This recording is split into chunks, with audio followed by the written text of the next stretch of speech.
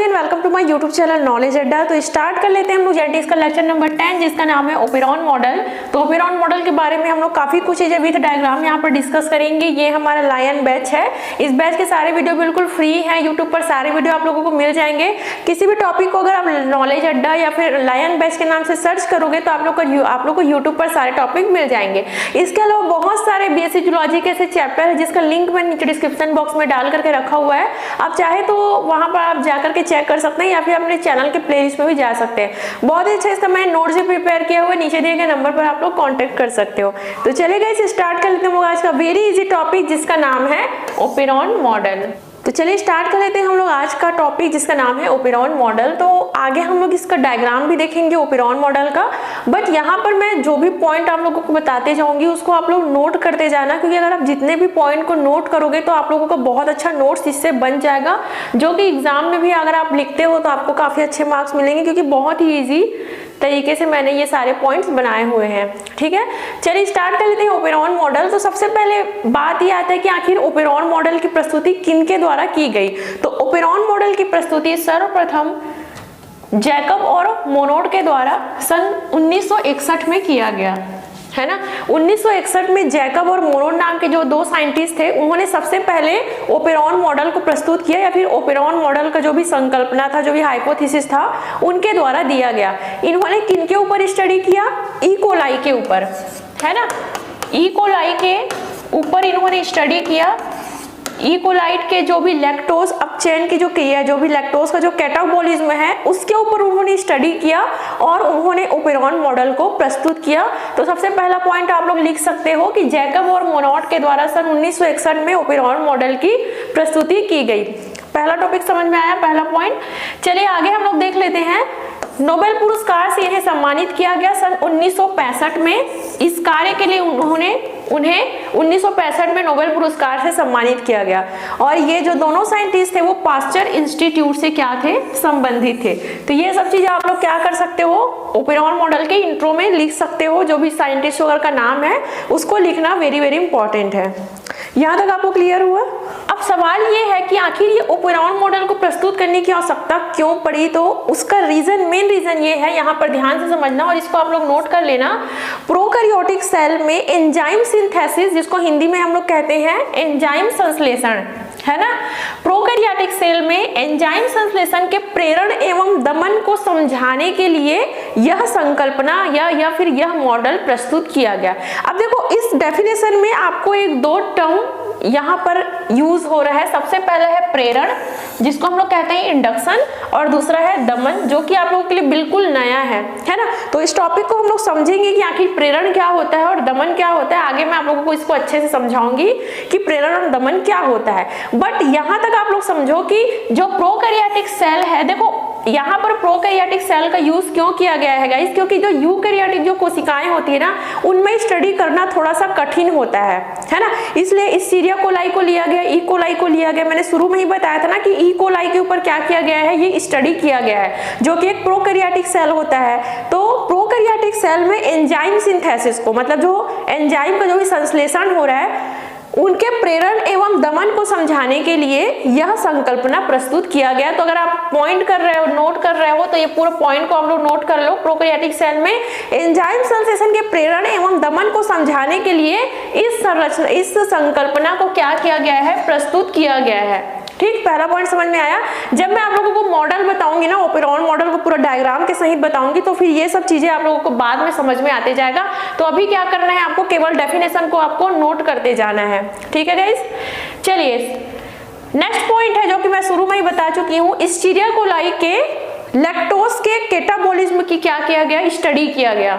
इस संकल्पना को प्रस्तुत करने के लिए, इस मॉडल को प्रस्तुत करने के लिए कौन से बैक्टीरिया को यहाँ पर लिया गया है? ई कोलाई को यहाँ पर क्या किया गया, जो कि प्रोकैरियोटिक सेल है, उनको लिया गया है और उनके लैक्टोज के कैटाबॉलिज्म के ऊपर क्या किया गया है? स्टडी किया गया है। ठीक, अब चलिए फाइनली हम लोग आते हैं कि आखिर ये ओपेरॉन मॉडल होता क्या है। तो देखिए operon model according to Jacob और मोनोड के अकॉर्डिंग यहाँ डेफिनेशन प्रस्तुत किया गया है कि ओपेरॉन डीएनए अथवा जेनेटिक पदार्थ का एक खंड है जो कि रेगुलेटर, प्रमोटर, ऑपरेटर और स्ट्रक्चरल जीन का बना होता है। देखो जो डीएनए होता है ना उसका क्या है, एक खंड है, एक छोटा सा खंड है जो कि मेनली 4 से 5 चीजों से मिलकर के बना होता है। पहला रेगुलेटर, दूसरा प्रमोटर, तीसरा ऑपरेटर, चौथा स्ट्रक्चरल जीन। ये पूरा को मैं आप लोगों को आगे डायग्राम बता करके समझाऊंगी कि डीएनए के पार्ट में कौन कौन से ऐसी जगह है जहां पर रेगुलेटर होता है, जहां पर प्रमोटर होता है, जहां पर ऑपरेटर होता है, जहां पर स्ट्रक्चरल जीन होता है। तो ये डीएनए का एक छोटा सा खंड है और इसी खंड को हम लोग क्या बोलते हैं, ओपेरॉन मॉडल बोलते हैं। तो चलिए मैं आप लोगों को उस ओपेरॉन मॉडल को डायग्राम के हेल्प से बता दूंगी और डायग्राम में आप लोगों को जितने भी मैं बताई ना, regulator, promoter, operator, structural gene, ये सभी को मैं आप लोगों को वहां पर ड्रॉ करके बताऊंगी। ठीक है, तो अभी तक हम लोग क्या क्या यहाँ पर समझ गए गाइस। आई होप आप सभी ने इसको नोट जरूर किया होगा कि जो ओपेरॉन मॉडल है उसकी प्रस्तुति किसके द्वारा की गई, जैकब मोनोट के द्वारा की गई। नोबेल पुरस्कार से सम्मानित किया गया, पास्चर इंस्टीट्यूट से संबंधित है। ये प्रोकैरियोटिक सेल में एंजाइम सिंथेसिस के दमन और प्रेरण को समझाने के लिए संकल्पना प्रस्तुत की गई। ईस्टीरिया कोलाई के ऊपर स्टडी किया गया।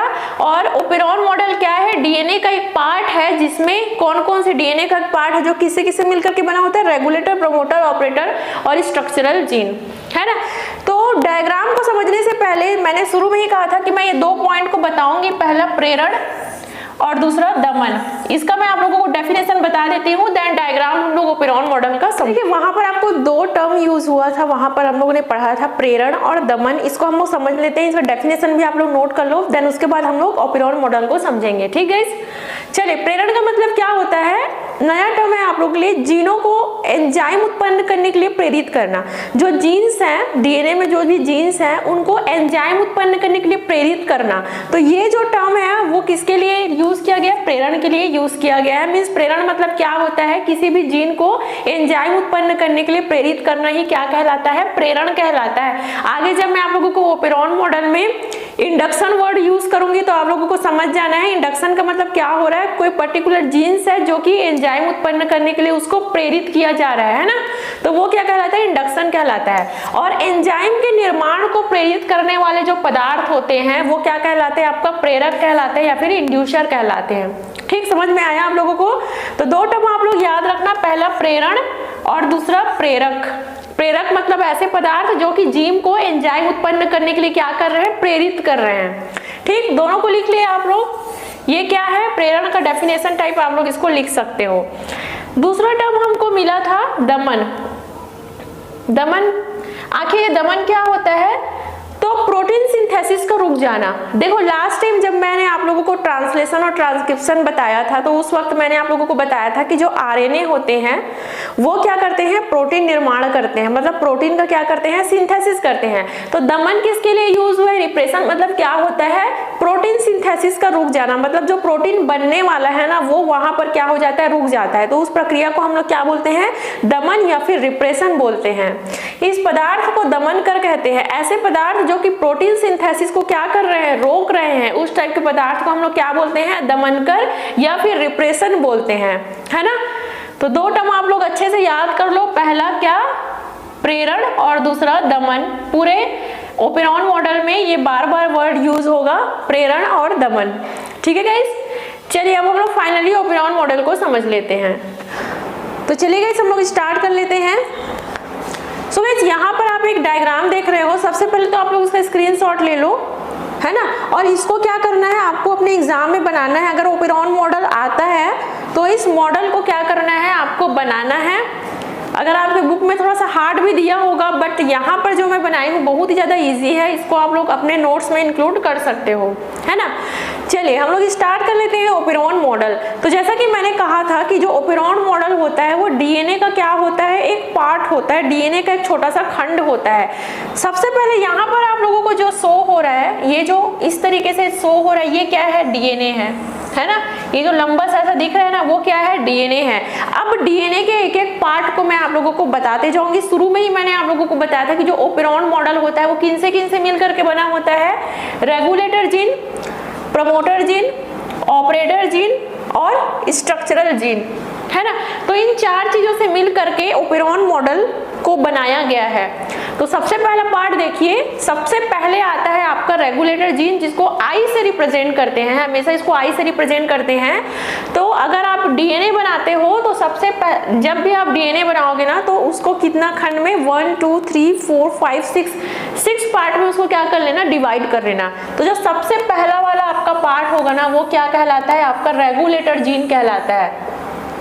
रेगुलेटर जीन कहलाता है। इतना जो पार्ट आपका दिख रहा है वो क्या है, रेगुलेटर जीन है, आप हिंदी में भी लिख सकते हो। सेकंड नंबर का है प्रमोटर जीन, जिसको पी से रिप्रेजेंट करते हैं। मैं आप लोगों को आगे बताते जाऊंगी कि प्रत्येक जीन का क्या क्या कार्य है, ठीक है। तो प्रमोटर जीन को पी से रिप्रेजेंट किया जा रहा है। इतना जो पार्ट आप लोगों को दिख रहा है डीएनए का वो क्या है, प्रमोटर जीन का पार्ट है। थर्ड नंबर का आता है ऑपरेटर जीन, जिसको ओ से रिप्रेजेंट किया जाता है। यहाँ पर जो इतना पार्ट दिख रहा है वो आपका क्या है, ऑपरेटर जीन कहलाता है, ठीक। आगे है स्ट्रक्चरल जीन, ये पूरा आपका पार्ट क्या कहलाता है, स्ट्रक्चरल जीन कहलाता है। जो संरचनात्मक जीन होता है, जो स्ट्रक्चरल जीन होता है, उसको 3 खंड में डिवाइड किया गया है, फर्स्ट, सेकंड और थर्ड। फर्स्ट वाला है सिस्ट्रॉन जेड, ये सब पार्ट का नाम है ना, सिस्ट्रॉन जेड। सेकंड नंबर का पार्ट है सिस्ट्रॉन वाई और थर्ड नंबर का पार्ट है सिस्ट्रॉन ए। तो जो स्ट्रक्चरल जीन होता है उसको 3 कैटेगरी में डिवाइड किया गया है। यहाँ तक आपको क्लियर हुआ। अब देखो, जो ये पहला रेगुलेटर प्रमोटर ऑपरेटर जीन है उसको कंट्रोलर जीन भी कहा जाता है, क्योंकि ये क्या करते हैं, कंट्रोल करने का काम करता है। किसको, स्ट्रक्चरल जीन को। आया समझ में। जो कंट्रोलर जीन होते हैं, जो रेगुलेटर प्रमोटर ऑपरेटर होते हैं, वो स्ट्रक्चरल जीन को क्या करते हैं, कंट्रोल करके रखते हैं, उनके कार्यों को क्या करते हैं, कंट्रोल करके रखते हैं। अब जो स्ट्रक्चरल जीन होता है उसका मुख्य कार्य होता है प्रोटीन का सिंथेसिस करना। अगर आप लोगों ने ट्रांसलेशन पढ़ा हुआ है, अनुवादन पढ़ा हुआ है, तो मैंने उसमें क्या बताया था कि जो आरएनए होते हैं वो जो प्रोटीन निर्माण की क्रिया होता है वो क्या कहलाता है, ट्रांसलेशन कहलाता है। तो जीन का वह पार्ट जो कि प्रोटीन सिंथेसिस कर रहा है, जो कि प्रोटीन का निर्माण कर रहा है, वो क्या कहलाता है, आपका स्ट्रक्चरल जीन कहलाता है। यहाँ तक आपको क्लियर हुआ। अब चलिए एक एक करके मैं आप लोगों को सारे पार्ट का जो भी वर्क वगैरह है उसको मैं आप लोगों को बताती हूँ। सबसे पहला है रेगुलेटर जीन। तो रेगुलेटर जीन में एक विशेष प्रकार का दमनकारी प्रोटीन पाया जाता है। यहाँ पर देखो, इस एरिया में ना, इस पर्टिकुलर पार्ट में एक विशेष प्रकार का दमनकारी प्रोटीन पाया जाता है। दमनकारी प्रोटीन, दमन मतलब क्या होता है, रिप्रेशन। प्रोटीन के निर्माण को जो बाधित करता है, प्रोटीन सिंथेसिस को जो रोकता है, उसको हम लोग क्या बोलते हैं, दमन कहते हैं, रिप्रेशन करते हैं। और ऐसे पदार्थ जो कि प्रोटीन के सिंथेसिस को रोकने का काम कर रहा है उसको हम लोग दमनकारी प्रोटीन या फिर रिप्रेसर प्रोटीन कहते हैं। मैंने शुरू में ही बताया था आप लोगों को जब मैं दमन के बारे में बता रही थी, है ना।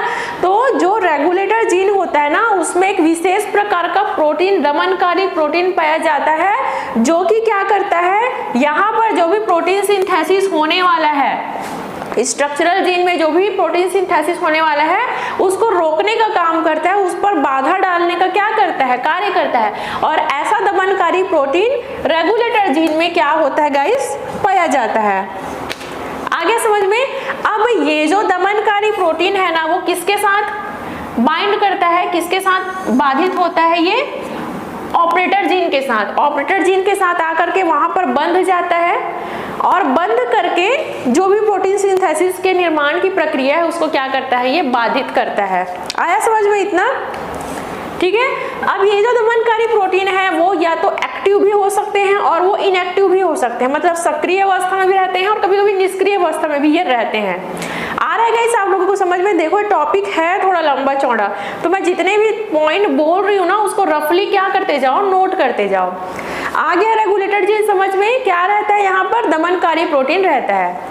सेकंड नंबर में आता है प्रमोटर जीन। प्रमोटर जीन कहाँ पर पाया जाता है, इसको पी से रिप्रेजेंट करते हैं। यह रेगुलेटर जीन और ऑपरेटर जीन के बीच में पाया जाता है। क्या बोलते हैं इसको, प्रमोटर जीन कहते हैं। और प्रमोटर जीन में क्या पाया जाता है गाइस, प्रमोटर जीन डीएनए के छोटे से खंड छोटे सा खंड होता है जिसमें 100 न्यूक्लियोटाइड होते हैं। इसमें न्यूक्लियोटाइड की संख्या कितनी होती है, टोटल 100 न्यूक्लियोटाइड होती है प्रमोटर जीन में। यहाँ तक क्लियर हुआ आप लोगों को। इस जीन पर क्या पाया जाता है, आरएनए पॉलीमरेज एंजाइम आकर के क्या करते हैं, बाइंड करते हैं, साइट ऑफ बाइंडिंग, मतलब जो आरएनए पॉलीमरेज एंजाइम होता है ना, क्या होता है आरएनए पॉलीमरेज एंजाइम, याद कीजिए मैंने आप लोगों को ट्रांसलेशन के समय बताया था, RNA polymerase enzyme is very important for protein synthesis. Protein संश्लेषण के लिए जो आरएनए पॉलीमरेज एंजाइम होता है वो वेरी इंपॉर्टेंट रोल प्ले करता है। और ये जो एंजाइम है ना वो प्रमोटर जीन के साइट में आकर के क्या कर लेता है, बंधित हो जाता है, वहां पर आकर के जुड़ जाता है, वहां पर आकर के बाइंड हो जाता है। तो इसको हम लोग क्या बोल सकते हैं कि ये ऐसा साइट है जहां पर RNA binding site of RNA polymerase enzyme. ठीक, समझ में आया। चलिए थर्ड नंबर का हम लोग देखते हैं ऑपरेटर जीन। ठीक, ऑपरेटर जीन जो है वो प्रमोटर जीन के जस्ट बाद में पाया जाता है, इसको ओ से रिप्रेजेंट करते हैं। ठीक, तो जो ऑपरेटर जीन होता है उसका मुख्य काम होता है स्ट्रक्चरल जीन को कंट्रोल करके रखना। आया समझ में। जो ऑपरेटर जीन होता है उनका मुख्य कार्य होता है स्ट्रक्चरल जीन को कंट्रोल करके रखना। स्ट्रक्चरल जीन क्या कर रहा है, प्रोटीन सिंथेसिस का कार्य कर रहा है, और ये जो ऑपरेटर जीन है वो कंट्रोल करता है प्रोटीन सिंथेसिस को। अगर दमनकारी प्रोटीन इस ऑपरेटर जीन के पास आकर के जुड़ जाते हैं, मान लो अगर वो जुड़ जाते हैं तो फिर प्रोटीन सिंथेसिस की क्रिया नहीं होगी। यह कौन डिसाइड करता है, ऑपरेटर जीन डिसाइड करता है कि जो दमनकारी प्रोटीन है उसको मैं बाइंड करूंगा कि नहीं करूंगा, है ना। अगर ये चाहे तो ये प्रोटीन रिप्रेसर को बाइंड कर भी सकते हैं, और ये चाहे तो प्रोटीन रिप्रेसर को बाइंड नहीं भी कर सकते। अगर ये यहाँ पर बाइंड हो जाता है तो फिर प्रोटीन सिंथेसिस नहीं होगा, और अगर ये बाइंड नहीं होता है तो फिर प्रोटीन सिंथेसिस हो जाएगा। इस वजह से इन तीनों को क्या कहा जाता है, कंट्रोलर जीन्स कहा जाता है, बिकॉज ये स्ट्रक्चरल जीन को क्या करते हैं, कंट्रोल करके रखते हैं। आया गाइस समझ में आप लोगों को। तो ये क्या है, ओपेरॉन मॉडल है, और जितने भी पॉइंट्स मैं आप लोगों को बताई ना उसको क्या कर लेना, आप लोग नोट कर लेना। ठीक है, तो चलिए गाइस हम लोग ओपेरॉन मॉडल को अच्छे से समझ चुके हैं। अब मैं क्या करती हूँ, आप लोगों को नोट्स दे देती हूँ। वैसे तो मैं सारे वीडियोस में नोट्स नहीं देती हूँ, बट इसमें मैं आप लोगों को नोट्स दे रही हूँ क्योंकि इसका जो भी मैकेनिज्म है, इसकी जो भी क्रिया विधि है वो क्या करना है, आपको याद करना है। अगर आप लोग ओपेरॉन मॉडल को अच्छे से समझ चुके हो तो इसका जो भी मैकेनिज्म है वो भी अच्छे समझ में आ जाएगा। तो जो मैकेनिज्म है उसका मैंने बहुत अच्छा नोट्स बनाया हुआ है, आप लोग उसको क्या कर लेना, उसका स्क्रीनशॉट ले लेना। चलिए आप लोग नोट्स का स्क्रीनशॉट ले लीजिए यहाँ पर।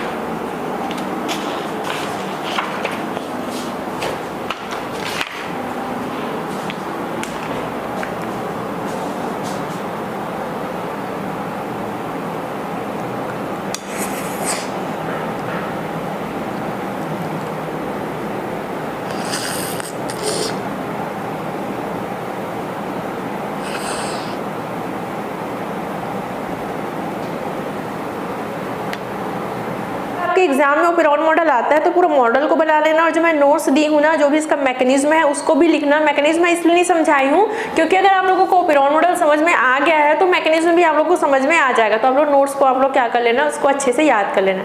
आई होप यू गाइस आज का वीडियो आप लोगों के लिए हेल्पफुल रहा होगा। इसके बाद हम लोग जेनेटिक्स का लेक्चर नंबर 11 लेकर के आएंगे।